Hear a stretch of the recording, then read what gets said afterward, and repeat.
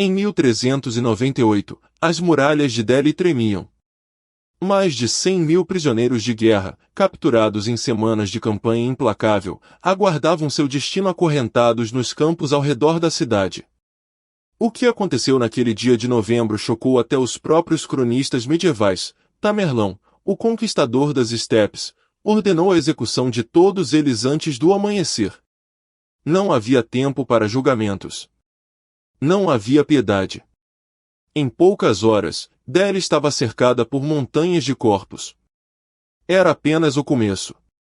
Quando a cidade capitulou, o saque durou 15 dias. O que restou não era mais uma cidade, era uma carcaça. E aqui está o detalhe que o torna ainda mais perturbador. Tamerlão era um homem letrado, que recitava o Alcorão de memória, jogava xadrez em nível de mestre e chorava ao ouvir música. Como um único homem pode conter tamanha contradição? Essa é a história de Timur, o mais devastador conquistador que a humanidade já produziu. O século XIV foi uma era de colapso e oportunidade.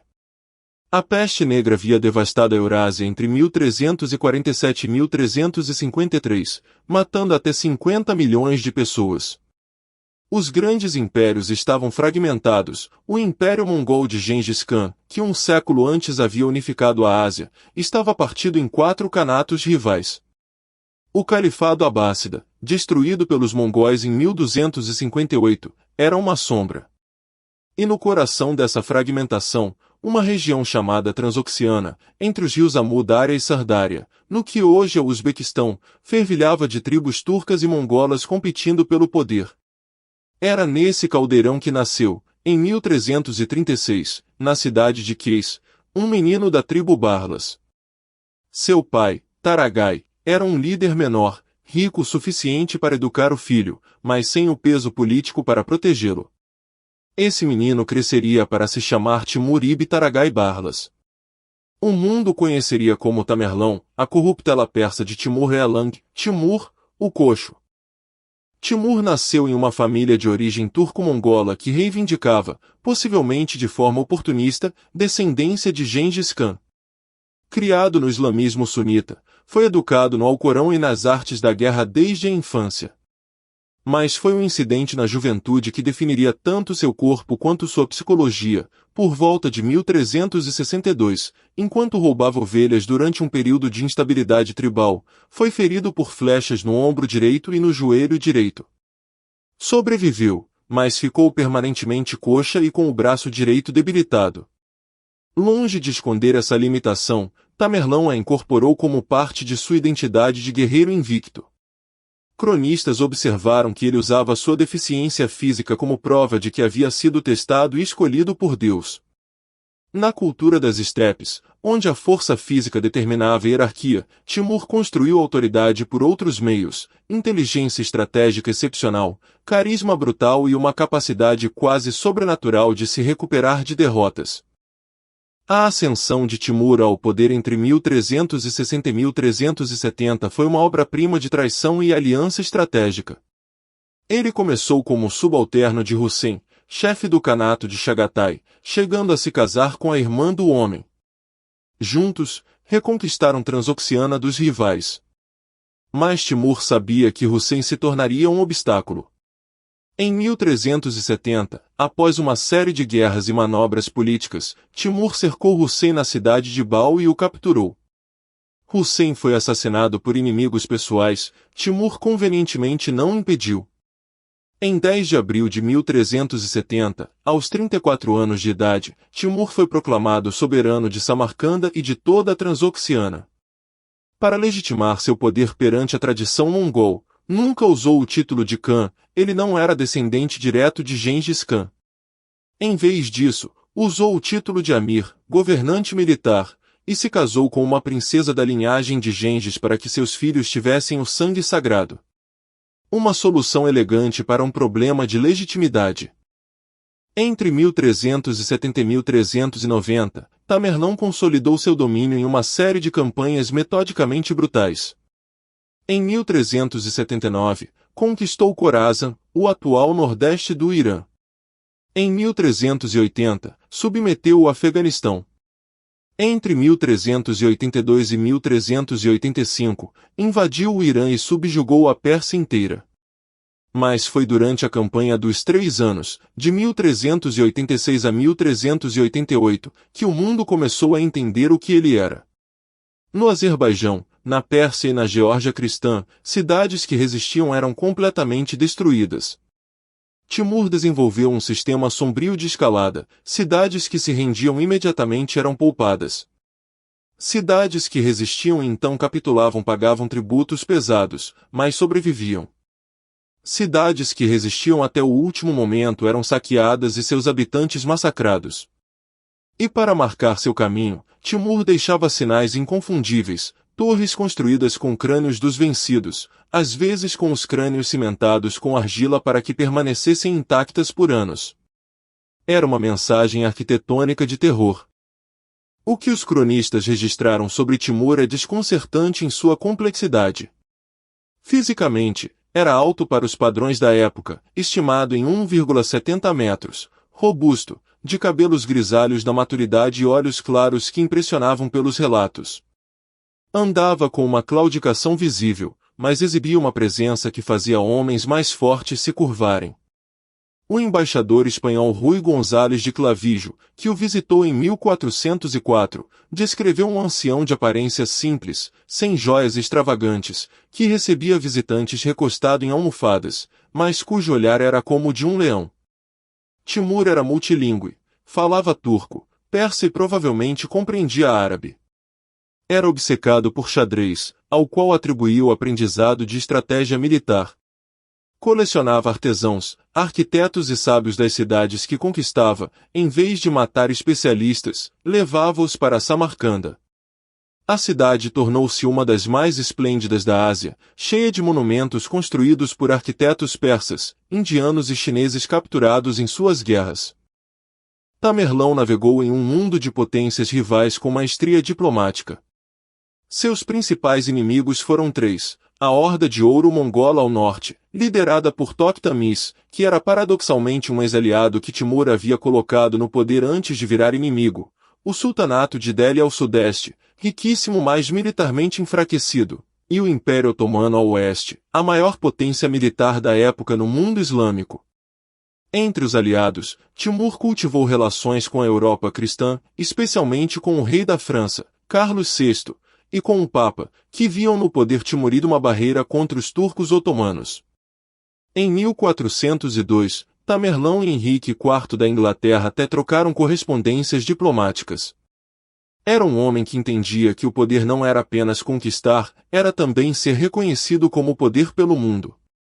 Mas sua relação mais pessoal era com Tokhtamis, havia salvo o homem do exílio, colocado no trono, e depois passado uma década inteira caçando pelo norte da Eurásia em guerras exaustivas. O ano de 1398 marcou o ponto em que Tamerlão deixou de ser um conquistador regional para se tornar uma força histórica de escala civilizacional. Sua invasão da Índia foi desencadeada por um pretexto religioso, alegou que os sultões de Delhi, muçulmanos, eram tolerantes demais com hindus. Mas a verdade era mais pragmática. Delhi era a cidade mais rica do mundo islâmico oriental, e Timur precisava de riqueza para financiar guerras posteriores. Com um exército estimado em 90.000 cavaleiros, cruzou o rio Indo em setembro de 1398. Os grupos de vanguarda varreram o Punjab.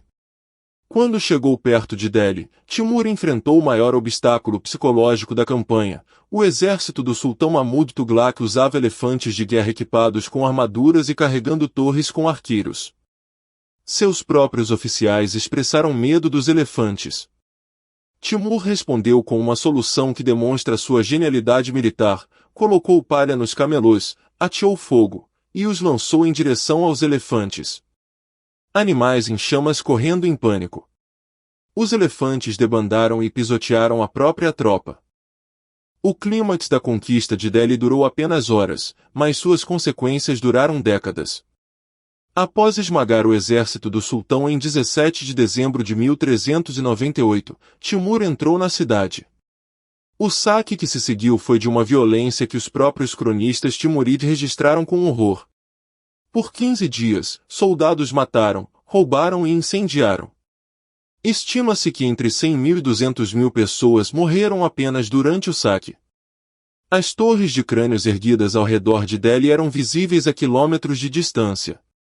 Timur partiu levando consigo o que restava da riqueza acumulada pelo sultanato de Delhi por gerações: ouro, pedras preciosas, elefantes, artesãos, artistas.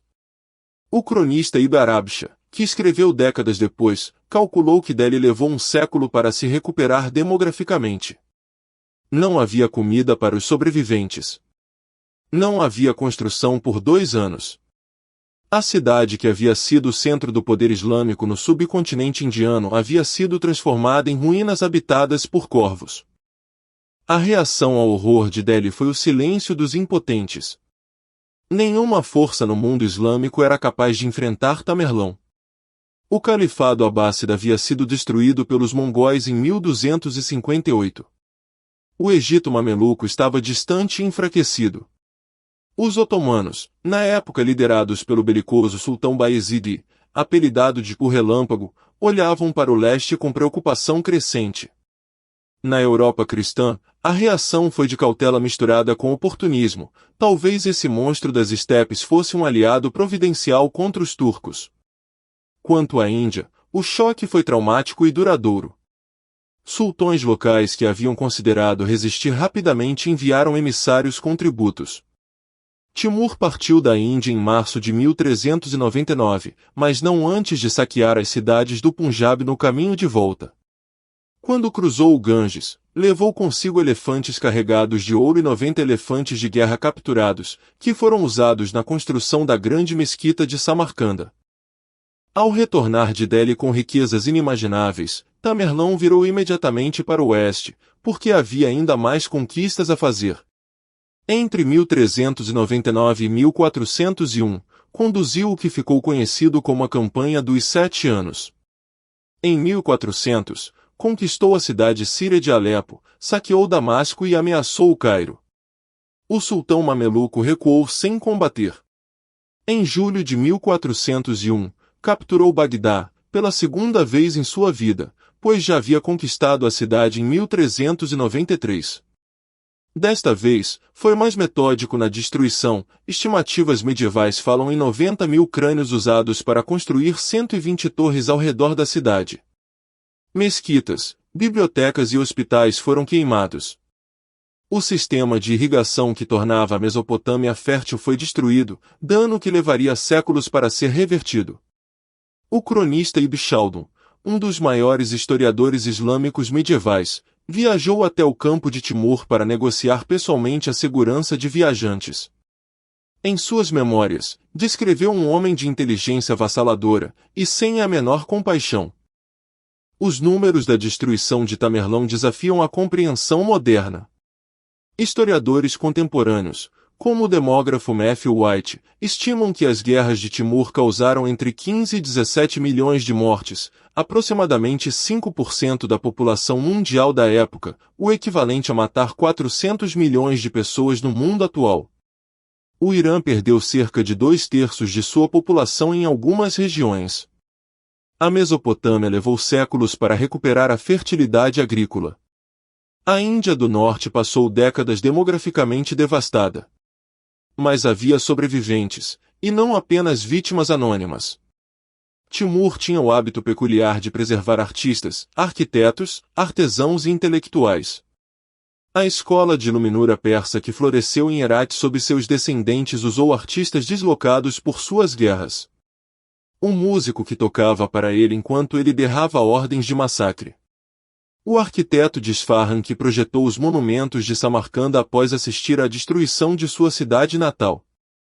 Essas vidas preservadas dentro da máquina de destruição são o paradoxo mais perturbador de toda a história de Tamerlão. Em 1402, Tamerlão marchou para o oeste em direção ao maior confronto de sua vida, a batalha contra Bayezid, sultão otomano, o homem que havia capturado o imperador bizantino e ameaçava a própria Constantinopla. Os dois homens haviam trocado insultos diplomáticos por anos.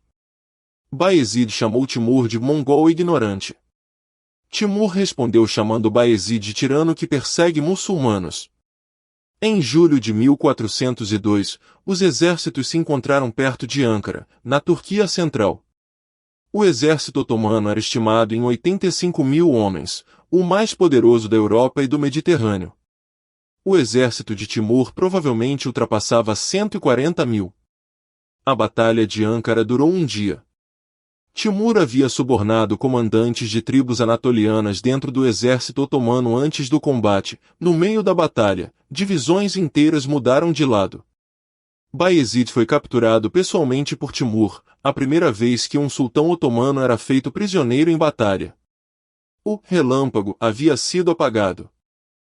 A derrota otomana em Ankara provocou um terremoto geopolítico que reverberou do Cairo a Londres. Bayezid morreu em cativeiro em março de 1403, 8 meses após ser capturado.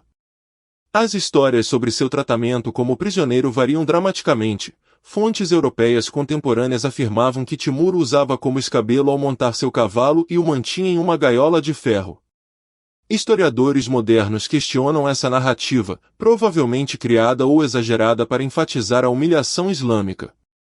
Fontes otomanas e timuridas mais próximas sugerem que Bayezid foi tratado com relativa dignidade, mas claramente em cativeiro. O que é inegável é que a derrota otomana atrasou a queda de Constantinopla em 50 anos. O Império Otomano entrou em uma guerra civil de 11 anos entre os filhos de Bayezid, o Interregno Otomano de 1402 a 1413.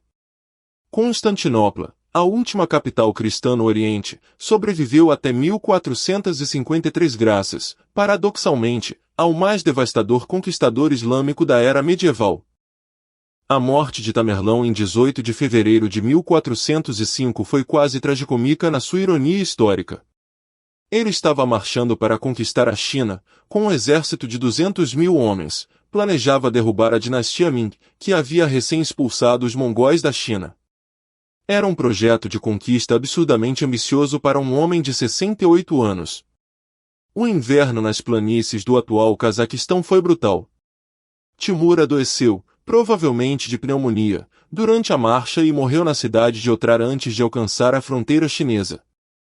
Seu corpo foi levado de volta a Samarcanda, embalsamado com almíscar e âmbar, e enterrado no magnífico mausoléu Gur-e-Amir, que havia mandado construir para seu neto favorito.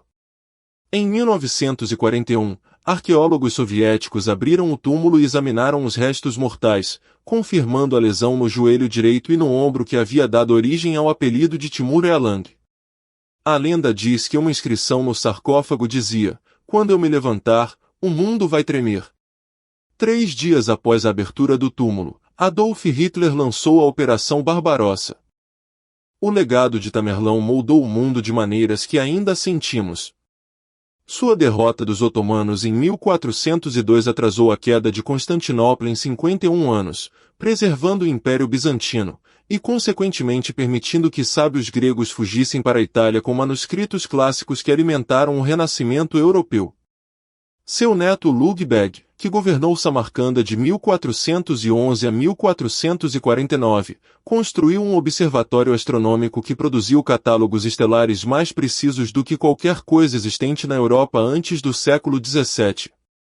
O bisneto de Timur, Babur, fundou o Império Mogol na Índia em 1526, que governou o subcontinente por mais de 300 anos e é responsável por monumentos como o Taj Mahal. A destruição do sistema de irrigação mesopotâmico por Timur contribuiu para o declínio econômico do Iraque medieval que durou até o século XX.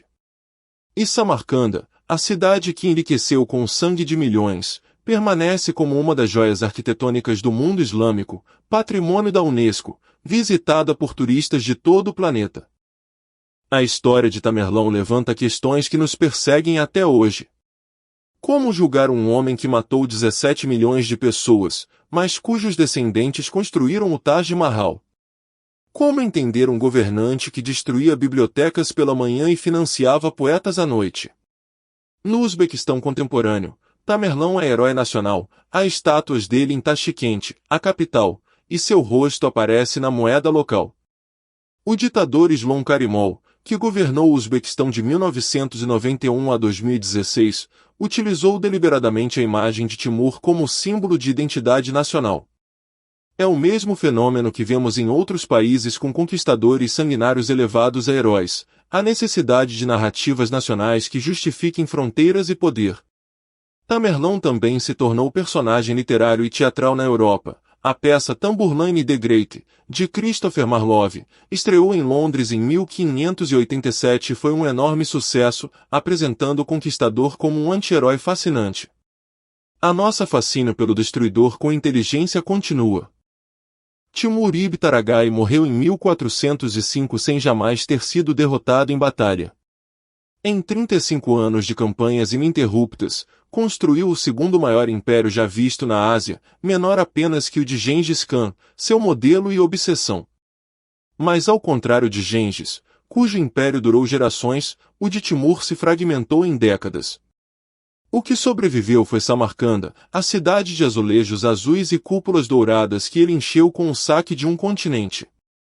E sobreviveu a questão que sua vida coloca a história: até onde vai a capacidade humana de destruir?